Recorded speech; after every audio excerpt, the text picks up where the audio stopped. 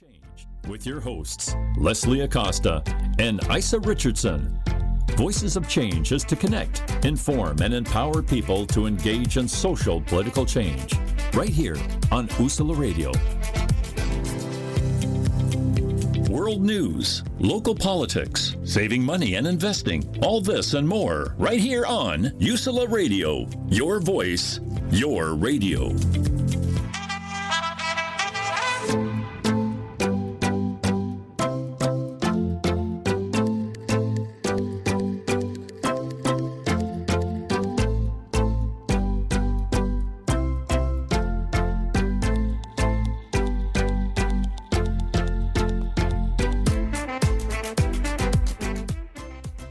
This is Aissia Richardson, and I'm your host of Voices of Change with Leslie Acosta. Leslie's traveling today, so today's show is going to be hosted by myself, and we're going to be talking about the upcoming primary and the census. And the title of today's show is Be Counted or Count Out. So these are very important issues, voting and being counted for the census. And they have to do with representation, and they also have to do with you making your voices be heard about the things that are important to you. So if you feel like the handling of the coronavirus or the handling of the collapse of our economy isn't going so well, then maybe you should get out and vote. And also, the census is about representation and making sure that the federal resources, as well as the elected officials who go and represent our voices in the federal government, are appropriate. So if we don't go and if we don't fill in our census forms, then we lose representation and our voices aren't as strong. So we're going to do something a little bit different today on the show. We're going to do some screen sharing, and I'm going to talk about how easy it is to register to vote, to do your mail-in application, and to check the status of your mail-in ballot. So register to vote is the last day to register to vote is May 18th. So we're going to do that one first. And so I'm going to share the screen, and Dylan mail in an absentee ballot application site. There is a paper mail-in ballot application that you can send to get your mail-in ballot. That deadline is May 26th, but since the voter registration deadline is May 18th, to register to vote before the June 2nd primary election. So as you all know, our primary election was moved back from April 28th to June 2nd because of the impact of the coronavirus. There's going to be a lot of changes to how we're going to be voting this year. If you can get this mail-in ballot, I do really strongly recommend that you get it. But if you're going to vote in person, you really do need to check and see where your new polling place is. We're going to also share the screen to do that as well, so that you could check where your polling place is. It's very easy. If you have a problem and you're unsure about how to navigate the website, I'm going to give you a phone number that you can call to be able to have someone help you. I'm going to give you my work phone number. It's 215-227-6161. 215-227-6161, and I personally will help you find out where your new polling place is, and or if you need help doing your mail-in ballot application online, I can help you do that. I'm willing to do that, to extend myself to be able to help people to participate in our democracy, which is extremely important. I started voting at 18. I remember the first time I voted, it was during when Jesse Jackson was running for president. And I had the honor of voting for Jesse Jackson in the primary. And no, he didn't win in that primary, but it was about exercising my choice, my constitutional right to exercise my voice about what I wanted to see. And so since then, I have been voting every year in the primary and in the general elections. And so it's a joy. And I taught my daughter how to vote. And I tell people who are in my household, if you want to eat in my household, you better vote because I'm not gonna feed you. So let's go to the how to register to vote link. And so I'm just going to click on that link, and that you, as you can see on the website, if you're not listening, if you're just listening, there are 4 ways to register to vote. You can fill out a voter registration application form. Your county voter registration office can reviews the form, and if you are registration is accepted, you'll get a voter registration card in the mail. That card will show your name, address, and party affiliation, and the address where you will vote. So it shows your polling place too. So there's 4 ways to register. You can register online, by mail, in person at your county voter registration office, or at a PennDOT center or some other government agency. So you can register to, but these last two places are not available to us because of the coronavirus. So this is the reason why I want to be able to talk to the folks who are listening about registering to vote online or by mail, because we can't do it in person, not until the governor opens back up the state. And by that time, it'll be too late to register for this election. Now, you can register after this election for the November election, but we want to make sure that everybody votes all the time. So we are encouraging people to register for this for this June primary, and the registration date, voter registration deadline is May the 18th. So we're going to click on online, and we're going to go online and register. Okay, come on now. Don't. All right, now. Okay, let's see what's going on. All right, maybe I'm already here. Let's see. Oh, and the voter registration application is also in Spanish. So if you want to print it out, you have an option of printing it out, and you can print it out and fill it out in Spanish as well. So let's see. Let's go back. Let's go like to screen back, and let's see if we can figure out how to do the voter registration online. I've been on this site so many times. Maybe it's kicking me off.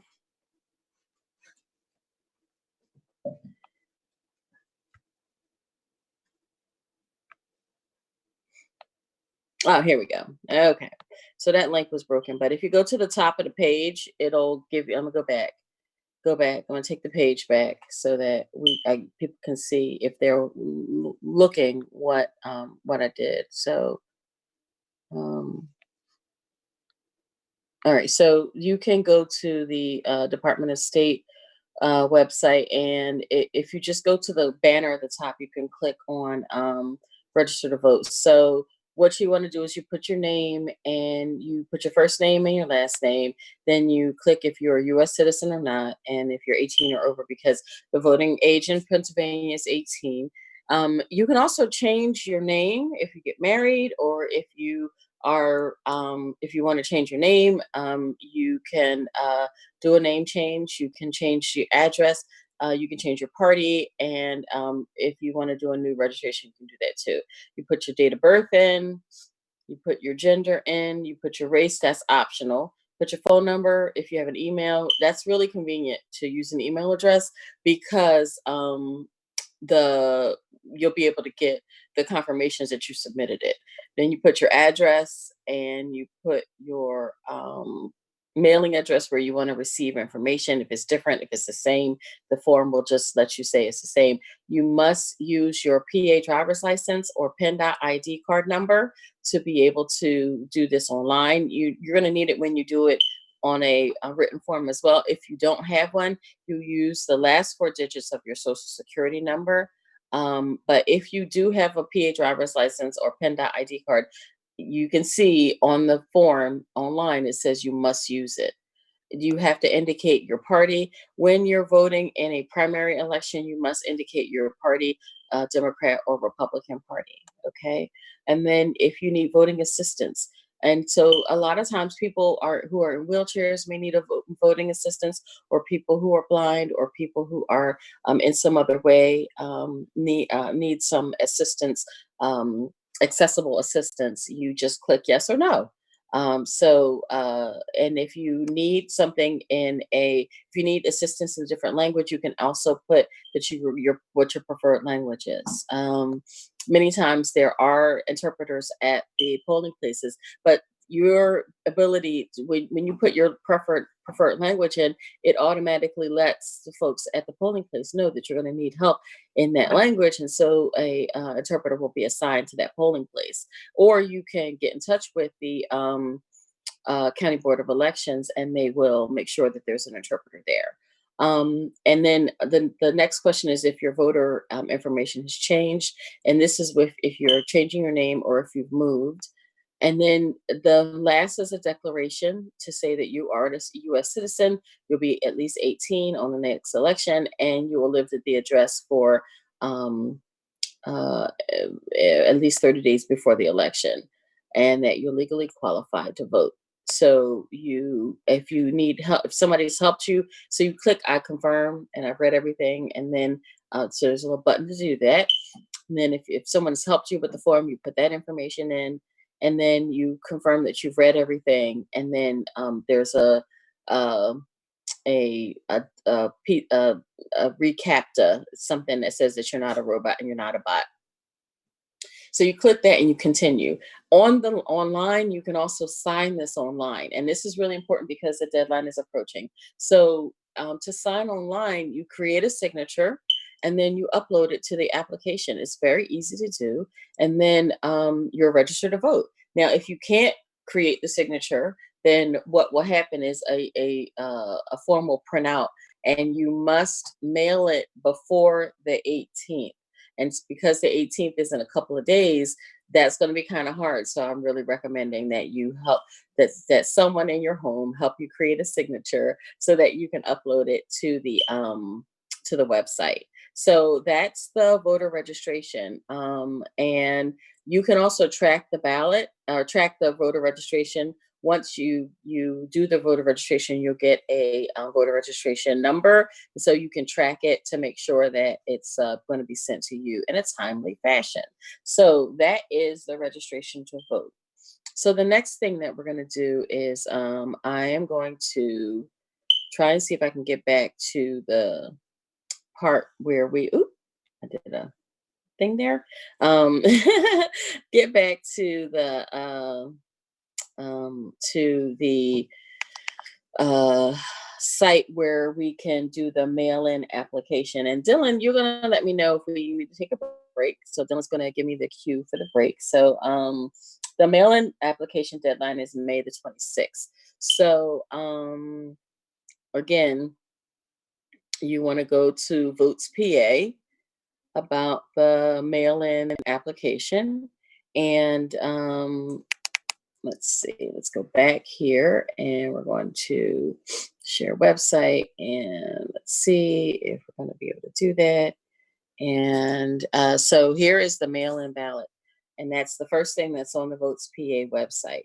So the application for mail-in is just a click away, and it is very easy to do.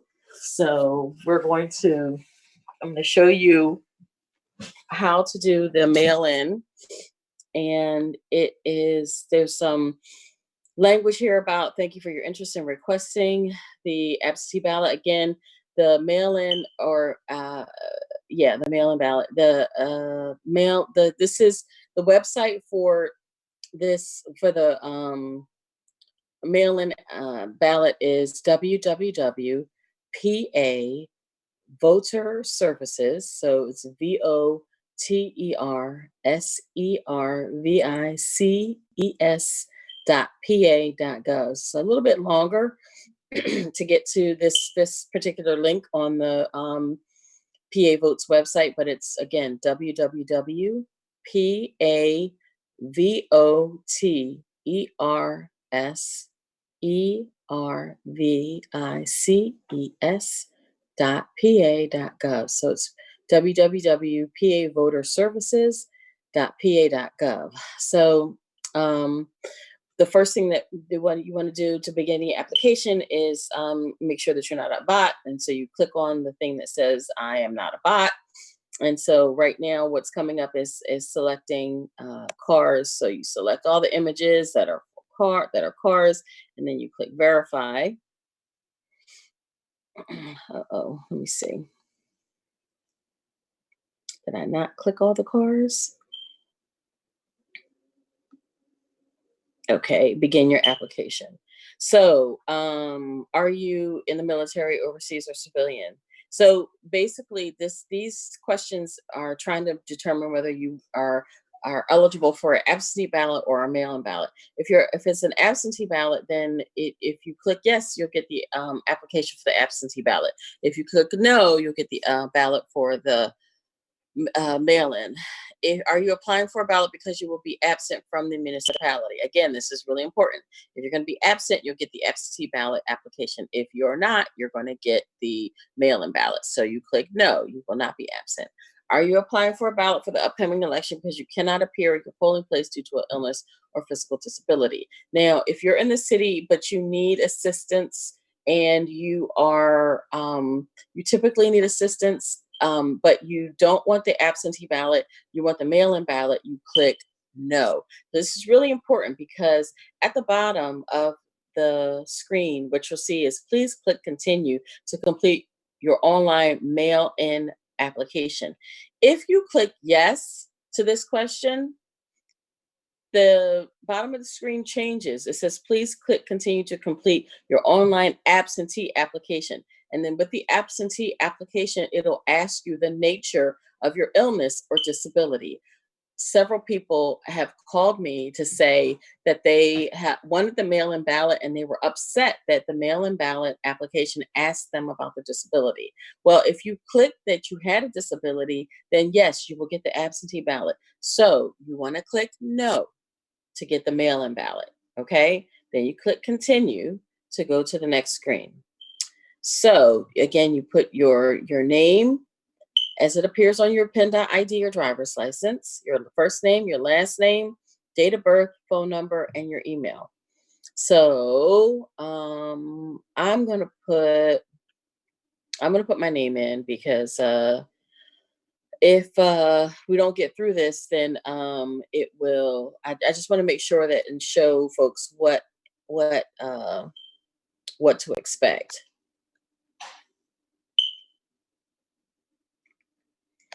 And I'm gonna put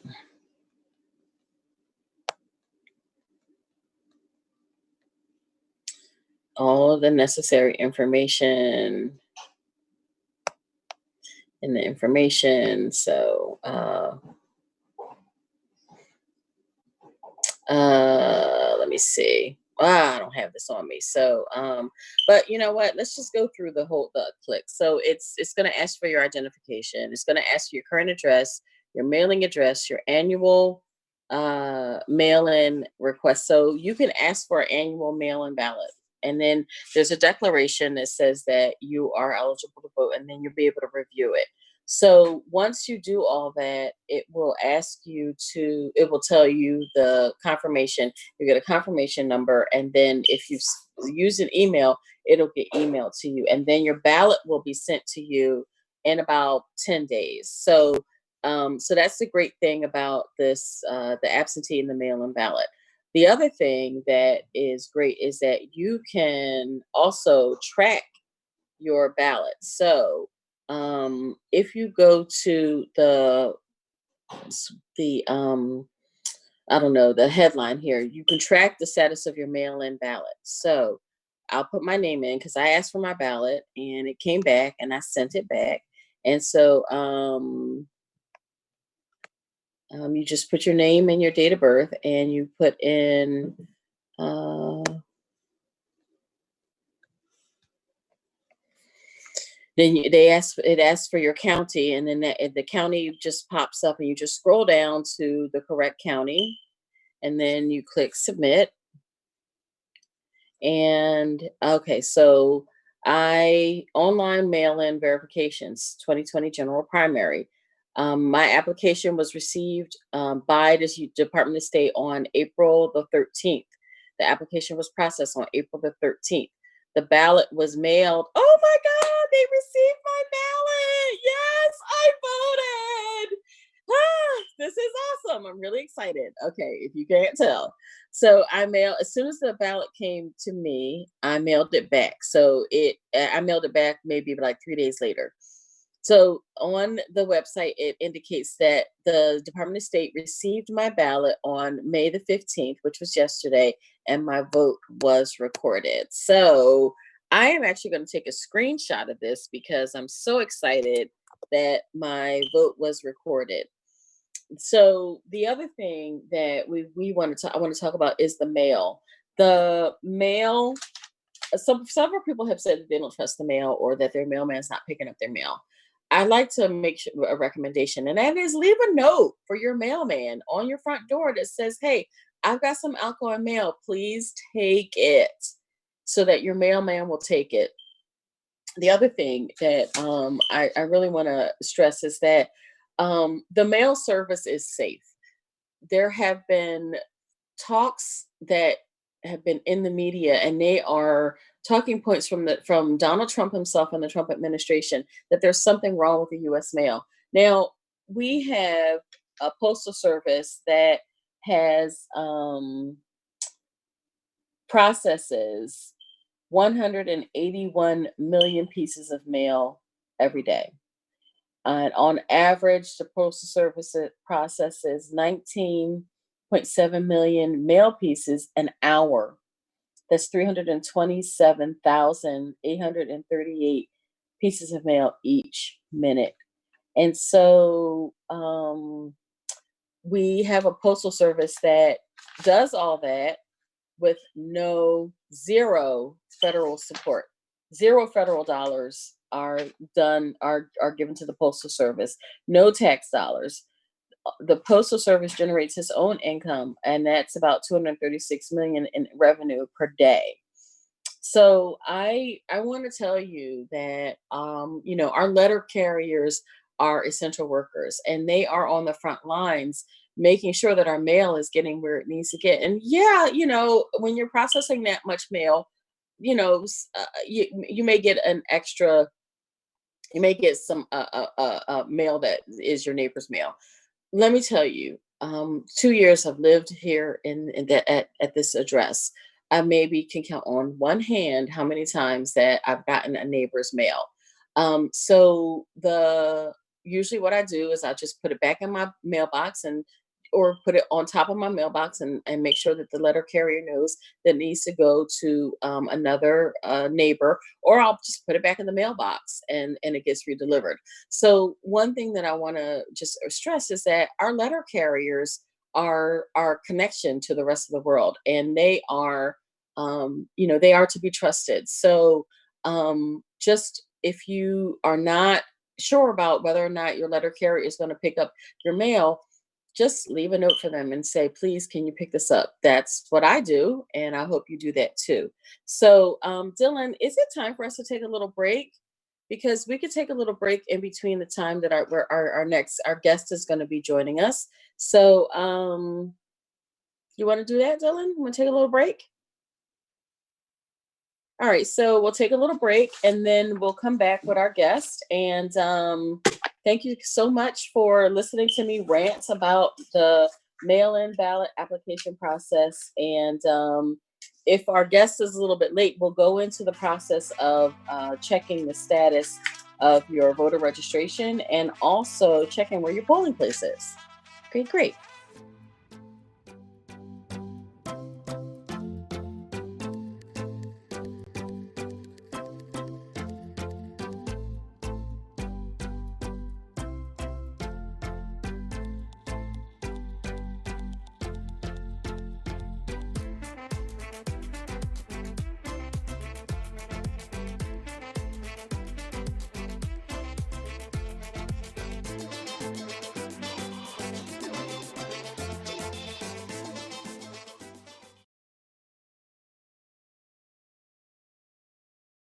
I came out in the 11th grade. Nobody was embracing you. The kids were cruel. It was very difficult to be gay. Not completing high school is more of a social thing. than it was an academic thing. And even though all these years have passed, I still had that longing to have my diploma. I have a mentor, Maria, and she convinced me to continue my education. Just never judges. She's a true role model.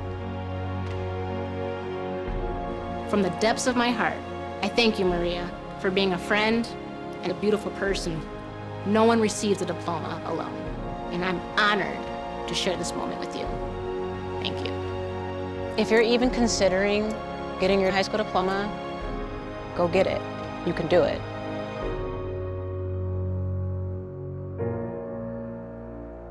Find free adult education classes near you at finishyourdiploma.org.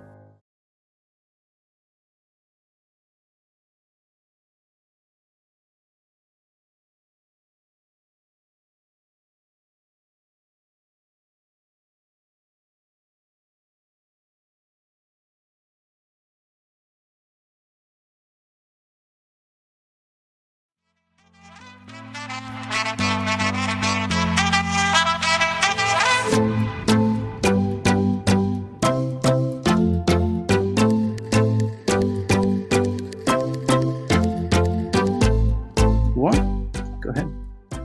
Welcome back to Voices of Change. This is Aissia Richardson, and my co-host Leslie Acosta is traveling right now, and we wish her traveling mercies.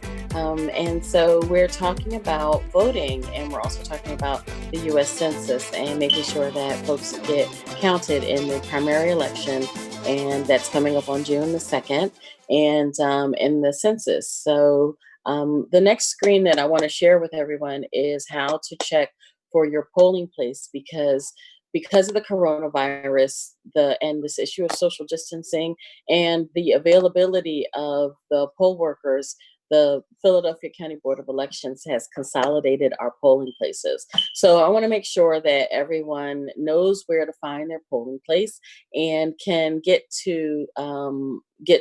out to vote if you choose. We did go through the mail-in ballot application. The mail-in ballot application is due. The application is due on June 6th.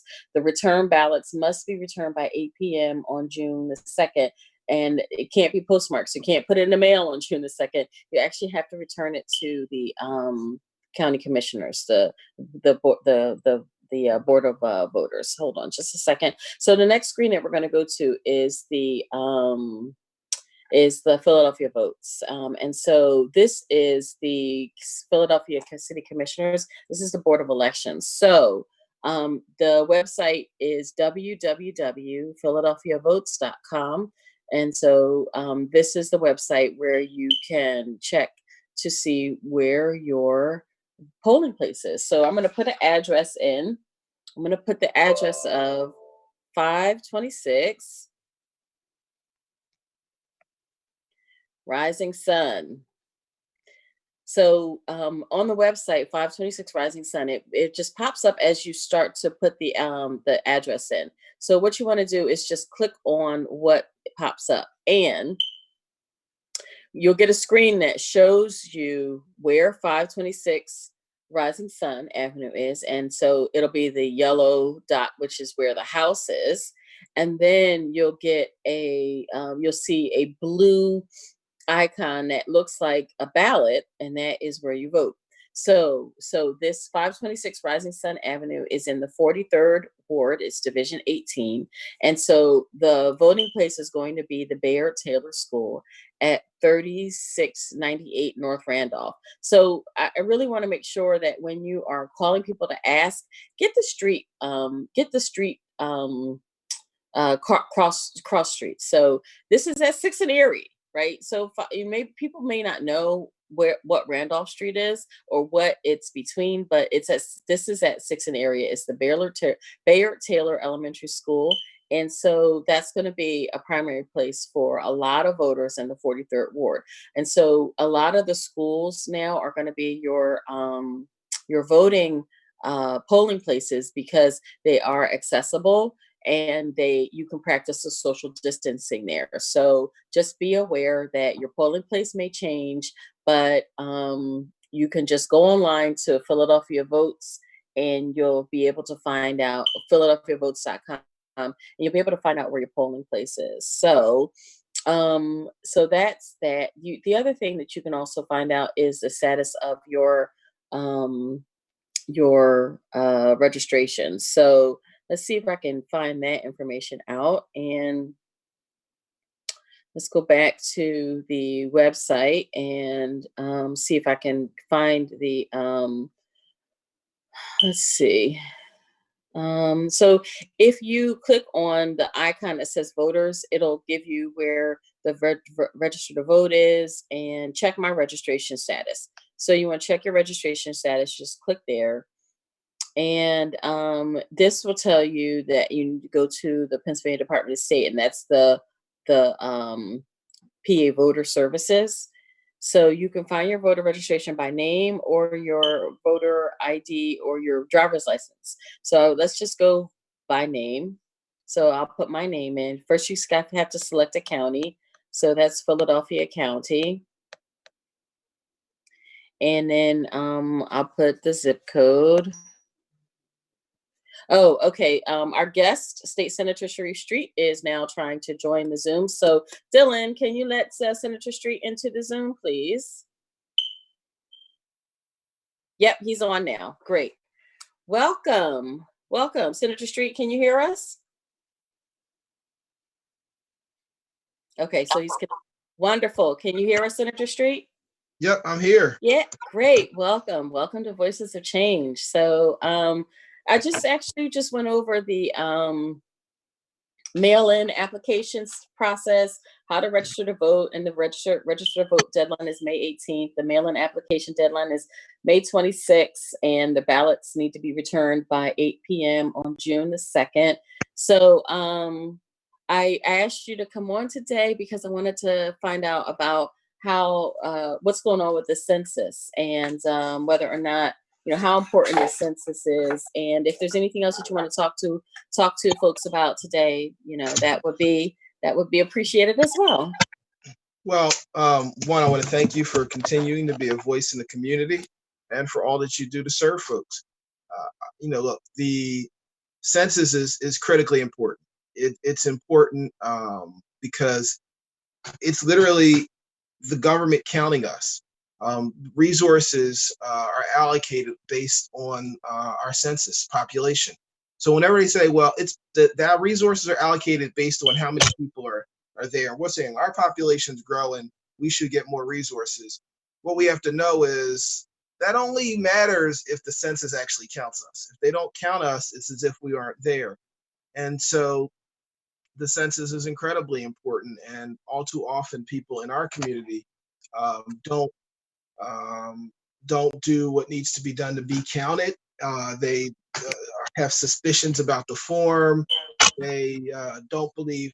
They are concerned that they're concerned that government shouldn't know too much about them. But the reality is that if you care about money for education, particularly federal dollars, that matters. But it also affects the allocation of state dollars. If you're concerned about money for healthcare, money for, because those dollars are allocated in that way. If you're concerned about money for basic roads and bridges and infrastructure and potholes and your streets getting fixed, it affects it. Public housing dollars and allocation of resources for housing are also affected. And so I would simply suggest that folks who are concerned about the census, concerned about those issues, should be involved. And I know you're talking about mail-in voting. Look, mail-in voting is similar. That's our way to vote, and vote once we're counted in the census, so we know we're there. We also have to vote and participate. And given this pandemic, mail-in voting is a very safe option. And I emphasize safe. Do not believe the crazy man in the White House who has been suggesting that the U.S. Postal Service is unsafe. It is safe, and your vote will be counted.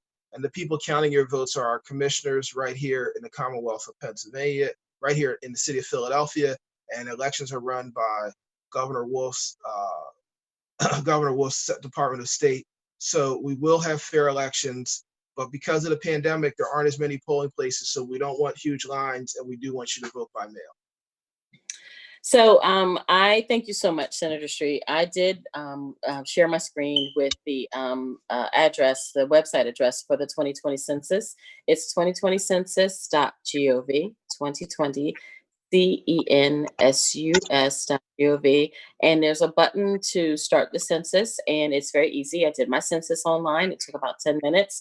It was really exciting to know that I was counted. And so also the census is hiring. They're hiring census workers at $25.50 an hour. So if you're interested in a census job, it's the website to apply is 2020census.gov/jobs.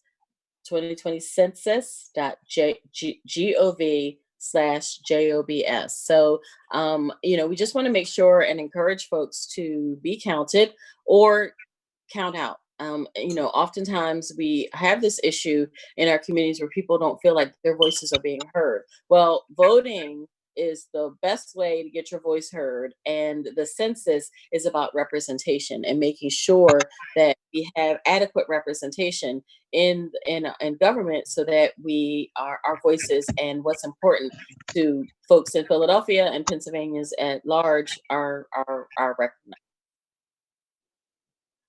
So, Senator Street, is there anything else that you feel is important for the listening public to hear about? Any legislation that you're working on that you want folks to know about? Well, we've got a number of pieces of legislation. I would like to let people know that folks have heard about all of our seniors who've been devastated by COVID-19, and we were able to move, and I worked with others in a bipartisan way to move $500 million to support nursing homes across the Commonwealth who've been hardest hit. It also goes to help some first responders who are transporting people, EMTs, firefighters, and some of the nursing staff in that capacity.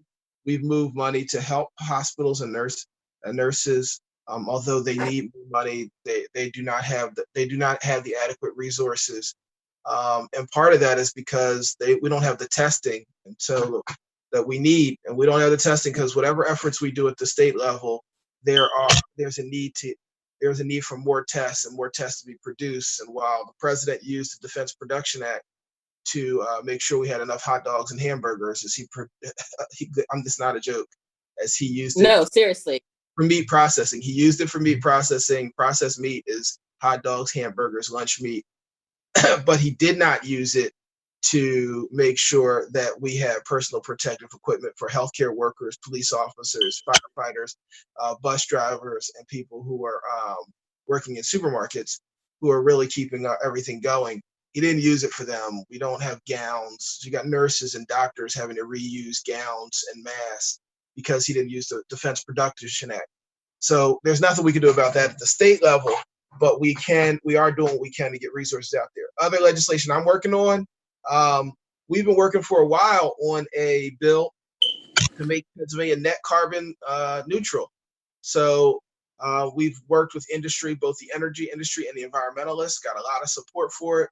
And we have legislation pending that would make Pennsylvania net carbon neutral. We're doing that again in a bipartisan way. We think we can get this done. Climate change is an existential threat, and we're working hard to address that. We have legislation pending to create parole eligibility for lifers. We know that there are, and right now that's even more important with lifers sitting in prison. So many of them older, posing no risk to society as they're in their 60s or 70s or even late 50s if they're given if they've been in prison for 30 years and the way the body deteriorates in prison.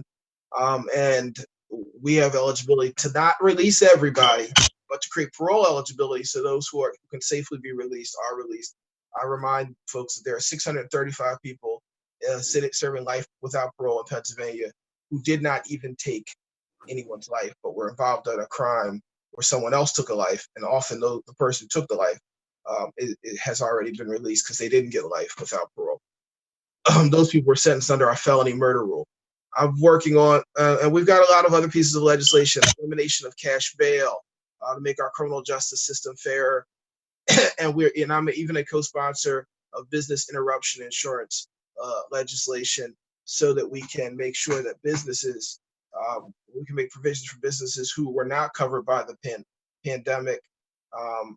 Their insurance used a loophole, so they aren't going to pay out, are able to get some relief from their insurance carriers.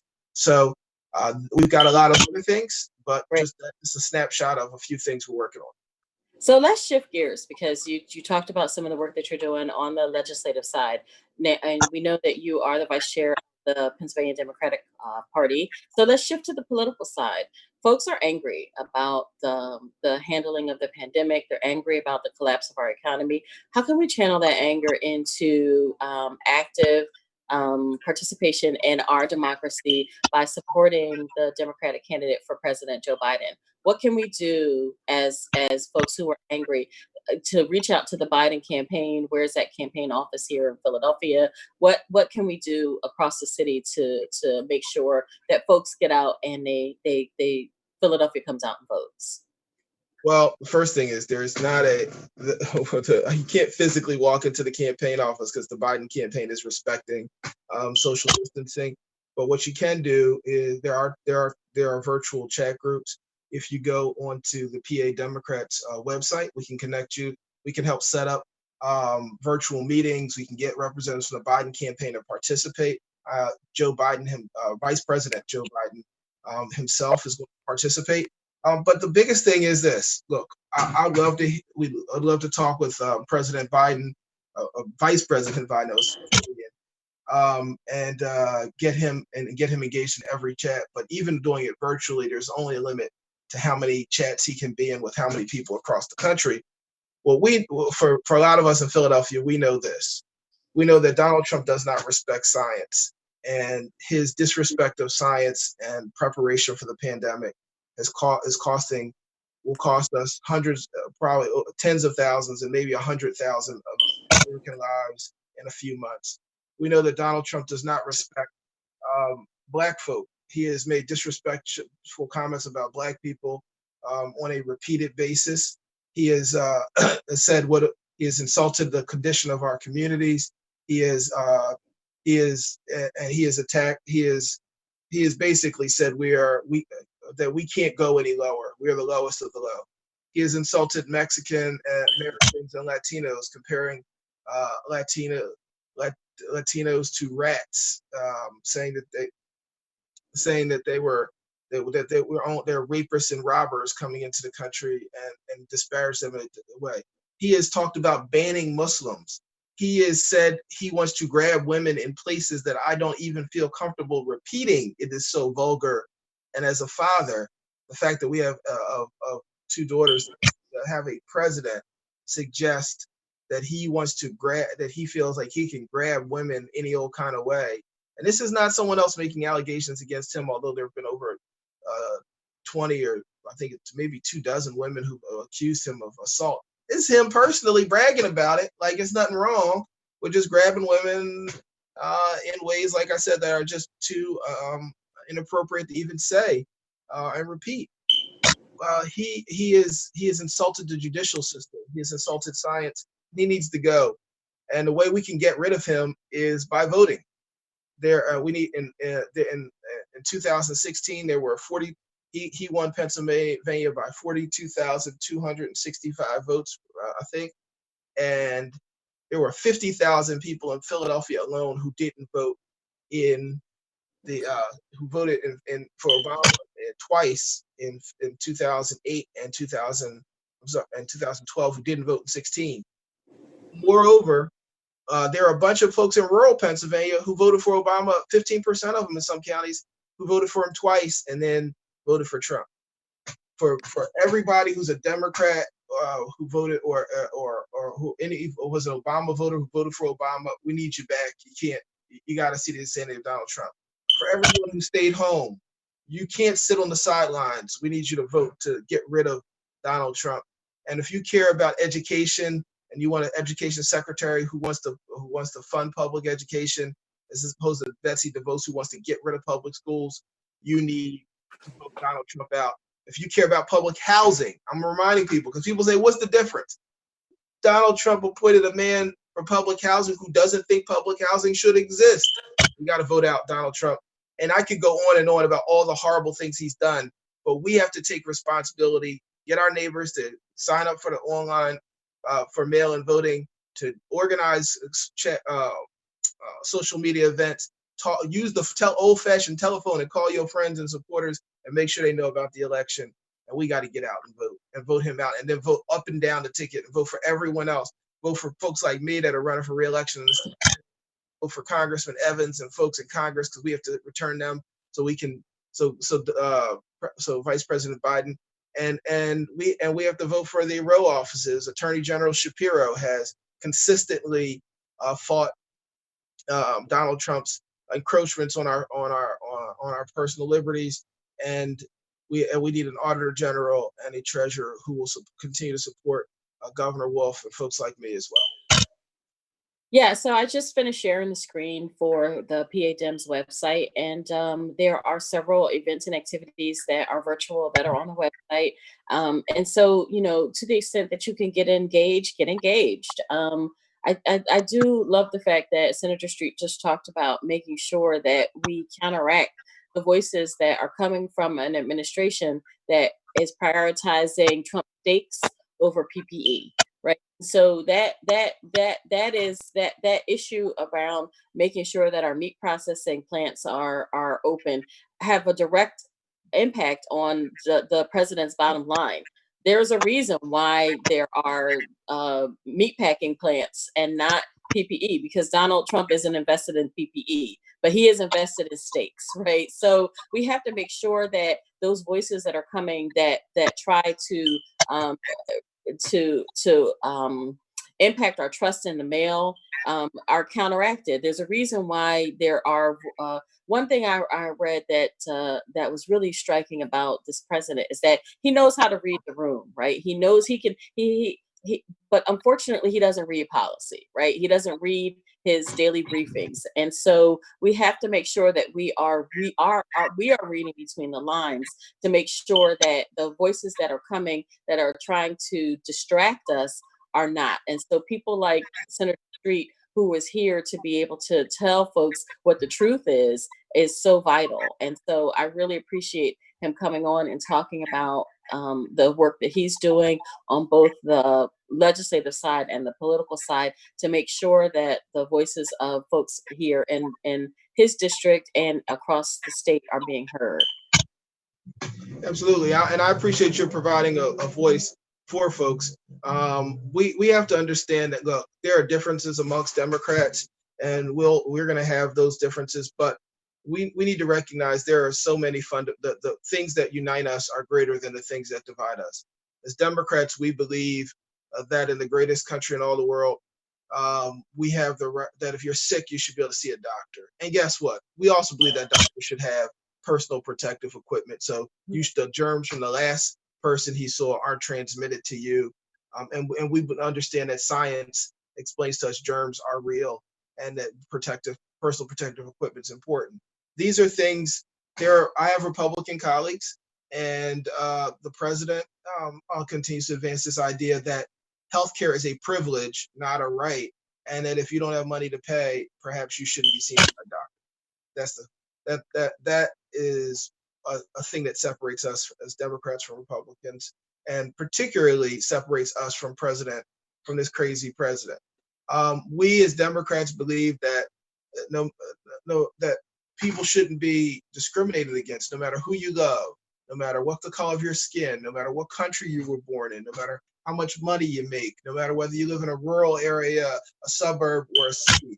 We believe in the equal protection of all people. We believe that men and women should have equal pay for equal work. We believe in equality, and we believe that equality should be based on, as Dr. King pointed, people should be judged by the content of their character, not any immutable traits like the color of their skin or how they were born or who they love or anything, or even how you worship. And those are all things that the president had and the hijacked Republican Party don't embrace. Listen, we're now the party of making sound fiscal decisions Mm-hmm. and appropriate tax policy. Donald Trump, the Republicans used to claim to be that, but under Donald Trump, they've abandoned even maintaining a sound fiscal policies. Donald Trump's policies created have created massive explosion of the debt. He gave huge tax cuts to the wealthiest portions of America while increasing the tax burden on ordinary people. He did this because he does not care about regular people, and he is a fraud. And so we need to understand that we believe in tax fairness in the Democratic Party, and that the rich should pay their fair share like everybody else. And that is a difference between us. We believe in education. We believe it's a pathway for people for personal achievement. We talk about bringing people raising themselves up by their bootstraps, but if they don't have no boots and they don't have no straps, how are they going to raise themselves up? Education provides the bootstraps by which people lift themselves out of their conditions and improve their families, themselves, their families, their communities, and ultimately our country. You have to have access to public education, and if you're going to have a robust democracy and a fair economy, and Democrats believe that. So there are real fundamental differences. And I know some of our Bernie supporters out there were feeling good or upset because they're focused on the differences. But Bernie Sanders himself understands that he and Joe Biden are much more closely aligned in values than Donald Trump. Whether you supported Elizabeth Warren or Cory Booker or Kamala Harris, we all as Democrats need to recognize that our basic fundamental values are much more closely aligned than what we currently have. And so we've got to get organized. We've got to take control of our country. And then once we've done that, we can then have a fair and open, free debate about it. And finally, we respect the rule of law and the Constitution and the right of others to disagree with us. And that's why we will not engage in the kind of demagoguery and tyrannical behavior that Donald Trump is attempting to do. But fortunately, we've had a lot of folks who stood up to him. And now individually, we have to stand up for the country and for ourselves and vote him out of office.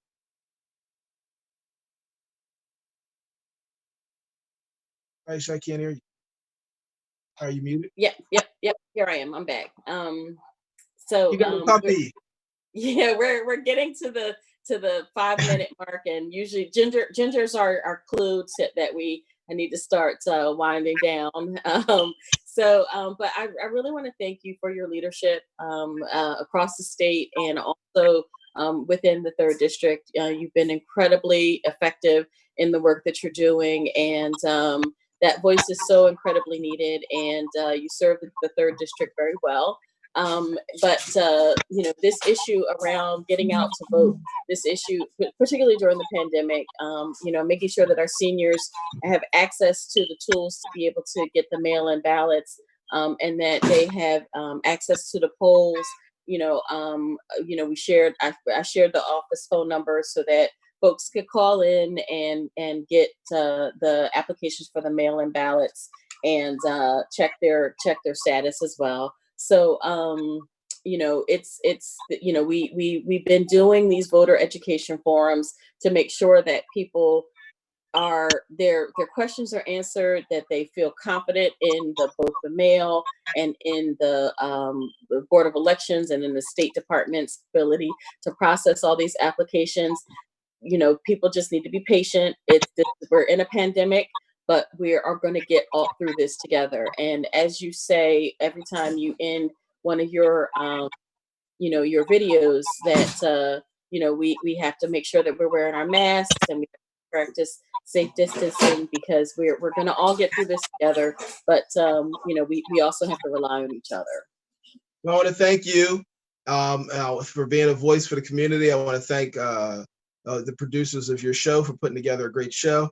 And I want to say this, look, not only for our seniors, but for all of our young people out there who for years have been telling me, and I'll quote, "Hey man, y'all old folks are drawing. Why don't y'all let us just apply to vote online and do it from our home? Why we got to do it on one specific day and a weekday at that?